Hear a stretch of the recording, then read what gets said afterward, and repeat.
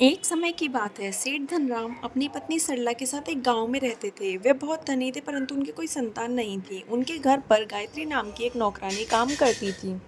उसकी भी कोई संतान नहीं थी और वह सरला के यहाँ बहुत समय से काम कर रही थी।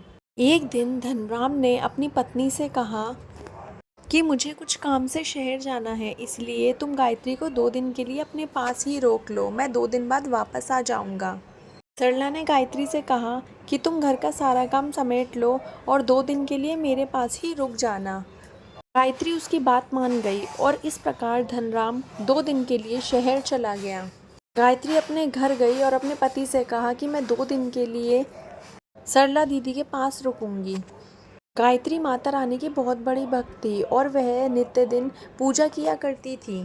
उसे अपनी माता रानी पर पूरा भरोसा था। उस दिन जब वह सरला के घर रुकी, तब गायत्री ने पूछा कि आपके घर में माता रानी का कोई मंदिर नहीं है।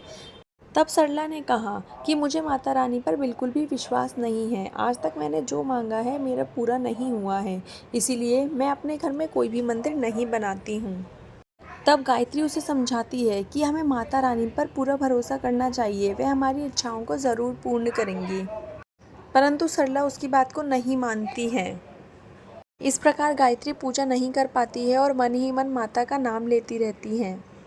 उधर मंगतराम अपना काम पूर्ण कर लेता है और उसका साथी उससे कहता है कि आज रात के लिए अगर तुम यहीं हो तो मेरे साथ माता रानी के जागरण में चलो। सेठ धनराम कहता है कि हाँ, आज के लिए तो मैं यहीं हूँ, मैं तुम्हारे साथ माता रानी के जागरण में चलता हूँ। ऐसा कहकर वह दोनों माता रानी के जागरण में चले जाते हैं। वह देखता है कि वहाँ माता रानी का जागरण बहुत ज़ोर शोर से चल रहा था, इसलिए वह भी पूजा पाठ में लग जाते हैं और उस मंदिर के पुजारी जी से मिलते हैं। मंदिर के पुजारी जी कहते हैं कि मुझे ज्ञात है कि तुम्हारे कोई भी संतान नहीं है, इसीलिए मैं प्रसाद स्वरूप तुम्हें ये नारियल दे रहा हूँ। तुम सुबह माता रानी की पूजा करके अपनी पत्नी को यह खिला देना, जिससे तुम्हारे जल्द ही संतान उत्पत्ति होगी। ऐसा सुनकर सेठ धनराम पंडित जी से वह नारियल ले आता है और अपने गांव वापस आ जाता है। आकर वह नारियल अपनी पत्नी को देता है और कहता है, ये नारियल मुझे प्रसाद स्वरूप पंडित जी ने दिया है, इस नारियल को तुम खा लेना, इससे जल्द ही हमारे संतान उत्पत्ति होगी। ऐसा कहकर वह नारियल अपनी पत्नी को दे देता है, परंतु उसकी पत्नी माता रानी पर बिल्कुल भी विश्वास नहीं करती है और वह कहती है कि मुझे माता रानी पर बिल्कुल भी विश्वास नहीं है। जब अब तक हमारे कोई संतान नहीं हुई, तो अब भी हमारे कोई संतान नहीं हो पाएगी। इसीलिए वह गायत्री को बुलाती है और वह प्रसाद का नारियल गायत्री को दे देती है। इस प्रकार गायत्री वह प्रसाद का नारियल अपने साथ अपने घर ले जाती है और सुबह उठकर माता रानी की पूजा करती है और वह नारियल को खा लेती है।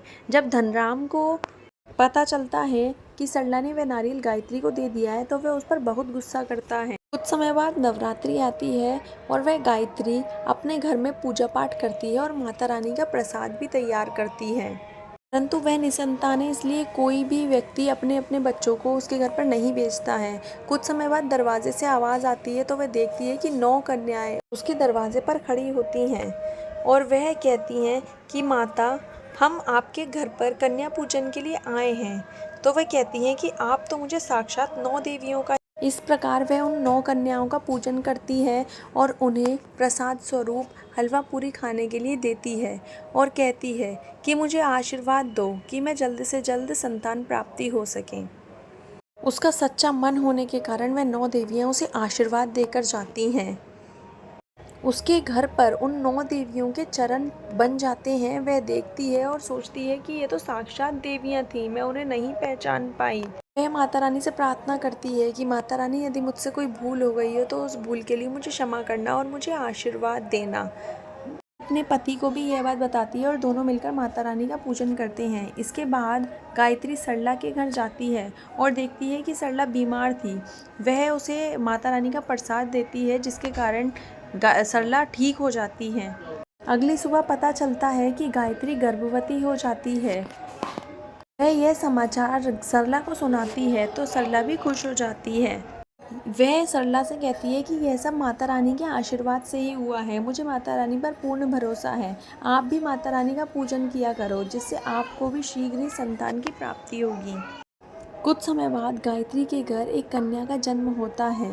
वह यह समाचार सरला को सुनाती है। कहती है कि यह सब माता रानी की कृपा से हुआ है। इस प्रकार वह सरला भी माता रानी की आराधना शुरू कर देती है और कुछ समय बाद वह भी गर्भवती हो जाती है और कुछ समय पश्चात उसके घर पे एक पुत्र और एक पुत्री का जन्म होता है। माता रानी की